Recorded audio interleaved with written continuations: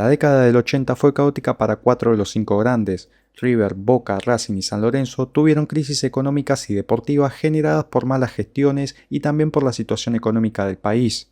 River tuvo que pagar la remodelación de su estadio de cara al Mundial 78. Boca vivió su peor momento en 1984, teniendo tribunas clausuradas, una mala economía y jugando con camiseta de entrenamiento y jugadores juveniles. Racing también vivía un mal momento económico y deportivo, pero San Lorenzo fue uno de los que se llevó la peor parte, y eso es de lo que vamos a hablar hoy.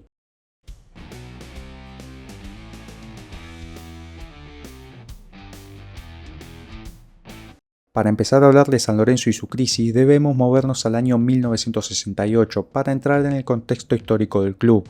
En ese año, San Lorenzo logra ganar el campeonato metropolitano, siendo el primer equipo en serlo de forma invicta, con un equipo dirigido por el brasileño Elba de Padua Lima. Los bautizados Matadores contaban con jugadores como Rolls, Telch, Butice, Rendo, González, Beira, Fischer, Coco y Bello, entre otros.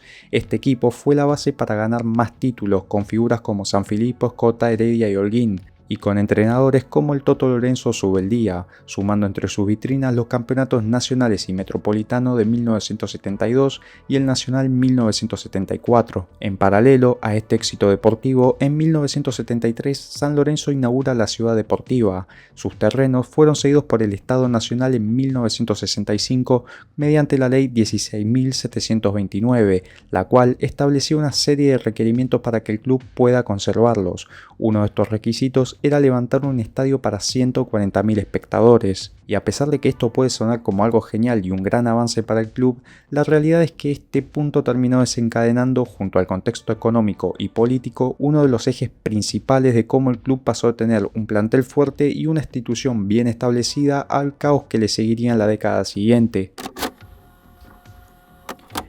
Ya en 1974, el presidente Osvaldo Baliño era acusado de ser poco ético en la venta de figuras del plantel a precio regalado y de la compra de jugadores a un precio inflado. Esto sumado que Baliño fue impulsor de la idea de un estadio en la ciudad deportiva, que comenzó a generar grietas internas en la institución cuerva. San Lorenzo comenzaría su debacle económica debido a esta obra demasiado optimista y el club comenzaría a desmantelar su plantel plagado de figuras, a emitir bonos y títulos patrimoniales para financiar la ciudad deportiva, algo que no terminó resultando positivo debido al contexto económico nacional entre 1974 y 76. En 1976, Baliño, sin apoyo alguno, es obligado a renunciar y en su lugar asume su vicepresidente, el teniente coronel Fernando de Ballrich. Ballrich, a pesar de reemplazar a Baliño, también era partidario de dejar Boedo, hablando de desboizar a San Lorenzo, y también su gestión entra en la mira debido a la compra de malos jugadores a un precio bastante sospechoso. El 24 de marzo de 1976 ocurre el último golpe cívico-militar y en abril es designado un personaje clave en esta historia, el brigadier Osvaldo Cacciatore.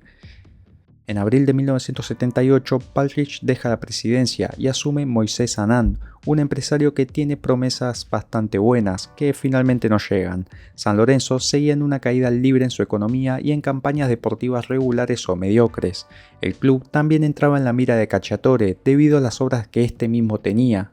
Ya en 1971, San Lorenzo era perjudicado directamente en el plan de la autopista central, ideado por Guillermo Laura, quien luego participó en el plan de autopistas de 1977, pero esta vez San Lorenzo comenzó a ser fuertemente presionado por los planes urbanísticos que Cacciatore tenía. Con la ordenanza 35.172 de agosto de 1979, el gobierno despojaba al club de una fracción de su ciudad deportiva destinado a la recreación infantil.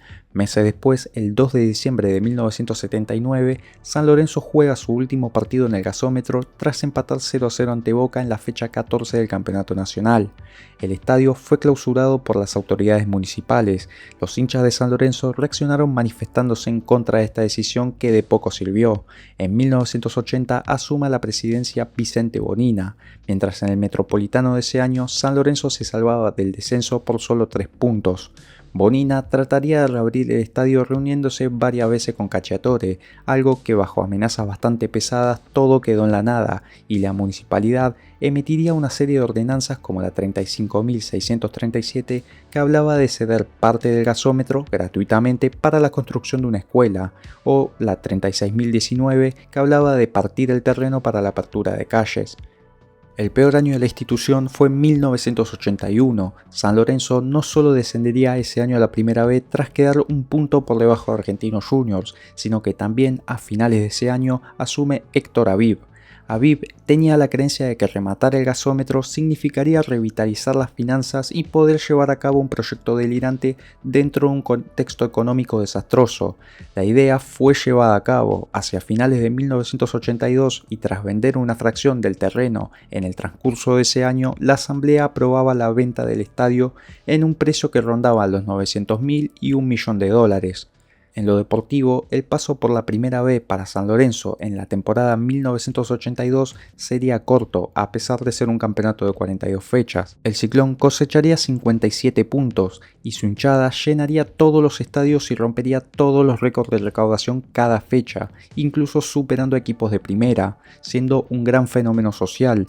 Volviendo a lo institucional, en febrero de 1983, con el estadio ya rematado, se promulga la ordenanza 38.696, la cual derogaba la anterior ordenanza que decía que habría que partir el terreno para la apertura de calles.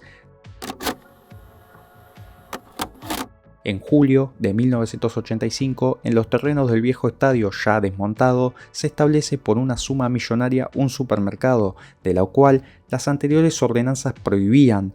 Mientras tanto, el club siguió comprometido económicamente hasta finales de los 80.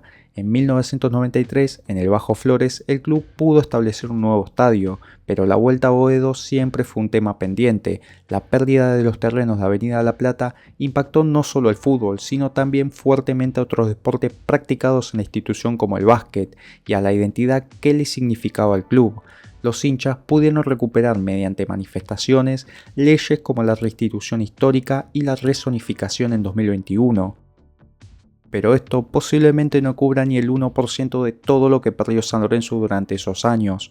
Como reflexión final, reducir la pérdida del gasómetro a una decisión voluntaria del club es una lectura incompleta, sesgada y tendenciosa. San Lorenzo fue coaccionado y los que intentaron hacer algo para no irse de Boedo fueron amenazados por una dictadura que tenía a sus espaldas un sistema de represión ilegal.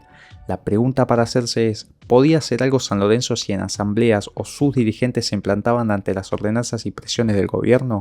Recordemos que de cara al Mundial 78 hubieron un montón de desalojos, demolición de barrios de emergencia y expropiaciones de Liniers a Constitución para la construcción de una autopista, planes que se llevaron a cabo y que no encontraron resistencia alguna. Los que se negaban eran expropiados o directamente echados. En ese contexto, San Lorenzo no estaba en condiciones de resistir en igualdad de condiciones. Hablar de una supuesta injusticia justificando que el deseo de muchos dirigentes era otro estadio es tratar de limpiarle la cara a los que obligaron a rematar el estadio mediante presión estatal y no por un sueño de hacía décadas. Viejo club, San Lorenzo de Almagro, siempre fuiste un glorioso campeón. Por los triunfos que noble has logrado, hoy la hinchada te llama Ciclón. El varón que orgulloso vistiera la casaca azulgrana será.